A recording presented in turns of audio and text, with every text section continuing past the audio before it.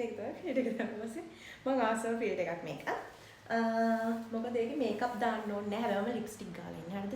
මේ ලෑෂස් නම් මගේ නැචරල් අනම්මනම් කියන්නේ ලෑෂස් ලෑෂස් දාලා අනම්මනම් කියලා. මේ නැචරල් ලෑෂස්. ඕකේ. ලයින් එකක් විතරයි ඇඳලා තියෙන්නේ.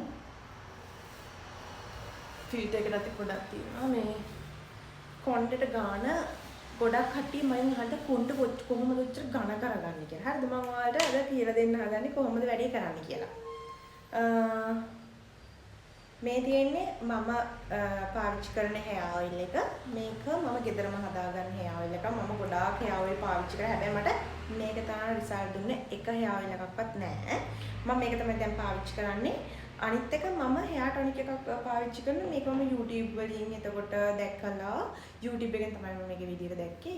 YouTube වලින් එහෙම දැක්කලා මේක මම ගෙදර හදලා පාවිච්චි කරන දෙයක්. තාම පාවිච්චි කරන දෙයක්. හැබැයි ඒගොල්ලෝ කියනවා මේක මාසයක් විතර පාවිච්චි කරාට පස්සේ හොඳ රිසල්ට් එකක් තියෙනවා කියලා. අපි ඒක අද හදමු. එන්නකො. අනේ hair growth එක වැඩි කරන, hair එකේ volume එක වැඩි කරන්න, දිග කරගන්න මේක ගොඩක් හොඳයි. මේක පාවිච්චි කරන්න නම් මම සතිය මම ඒක ඉවරයි. ඒ සතිය පාවිච්චි කරලා මේක දැන් මම අලුතෙන් හදන්න හදන්නේ. හරිද? මේකට ඕන මේන් ඉන්ග්‍රීඩියන්ට් එක රෝස්මෙරි, ඒ වගේම තමයි කුරුඳු, කාබනේටි. මේක ඒ කියන්නේ මේකේ ප්‍රමාණවල තියෙනවා දාගන්න ඕන. අපි මේ ප්‍රමාණවල දාලා මේක හදාගමු. මේකට උණු වතුර ඕන හොඳ ඒ කියන්නේ පැහුණු උණු වතුර. ඒ කියන්නේ උණු වතුර ගොඩාක් නිමෙන්නේ නැතුව සාමාන්‍ය රසණයකට ගන්න. හරිද? බේල රෝස්මෙරි තියෙන්නේ මේක මම කියනවාවේ මගේ hair oil එකටම දාන්න තමයි මේ hair oil එක හදන එක ඒකටම දාන්න තමයි මම කියනවාවේ. අපි බලමු මේකෙන් දෙකක් විතර දාන්න. දෙකක්. පුරුදු මේ වගේ ප්‍රමාණයක් දාගන්න. ගොඩක් දාගන්න එපා. මොකද සැර වෙන්න පුළුවන් අපේ ස්කැල්ප් එකට. දැනනම් තව දාගන්න මම කරාබුනේදී මෙන්න මේ ප්‍රමාණයක් තමයි අරන් තියෙන්නේ. මම ගොඩක් දාගන්නේ නැහැ මොකද සැරයි. අපි කැමරේකට එහෙම දැම්මත් වෙනම මේක සුවඳ ඒක නිසා මම මේ ප්‍රමාණය දාගන්නවා.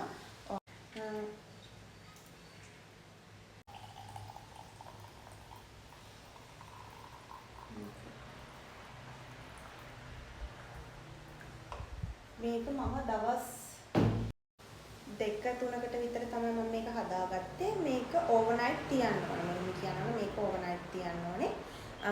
ඒක තියලා තමයි ඊගව දවස් තමයි පාවිච්චි කරන්න. අපි ඊළඟ දවසේ මේක පාවිච්චි කරන විදිහ බලමු.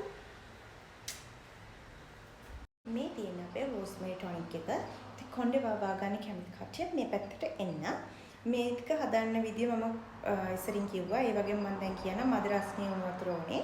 ඒ වගේම රෝස්මෙරි මේස හැඳි 2යි කුරුඳු කෑලි 4-5ක් ඊළඟට කරාබනේටි 5-6ක් විතර ගන්න. මොකද මට ගොඩක් සැර හරියන්නේ නැහැ. සැර දැම්මොත් මට පීනසෙම හැදෙන්න පුළුවන්. අනිත් එක තමයි මේ වතුර එතකොට ඔයිල් වගේ දේවල් ගොඩක් වෙලා ගාගෙන හිටියත් මට මේ සෙම ඇවිස්සෙනවා. හැබැයි මගේ hair oil එකට නම් හැම වෙන්නේ මට.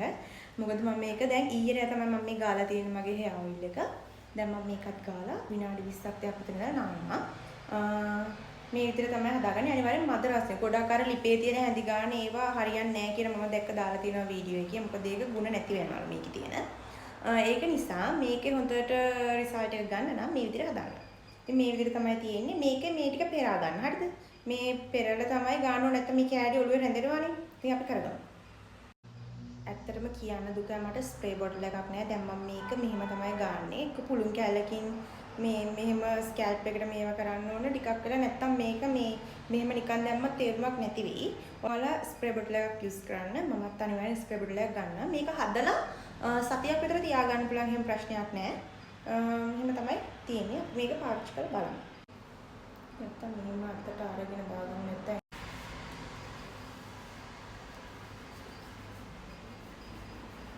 ගොඩක් තද කරලා මසාජ් කරන්නත් එපා. සාමාන්‍ය මේක ස්කැල්ප් එකේ රැඳෙන විදියට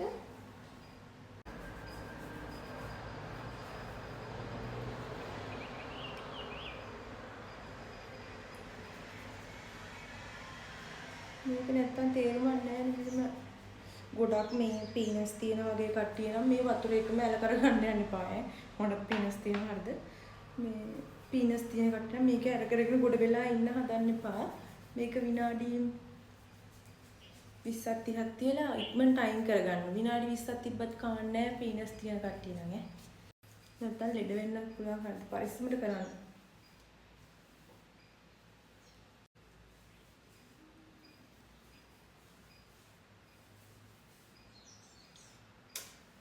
හරි මේ වගේ වීඩියෝ එකකින් ආයෙ එන්න.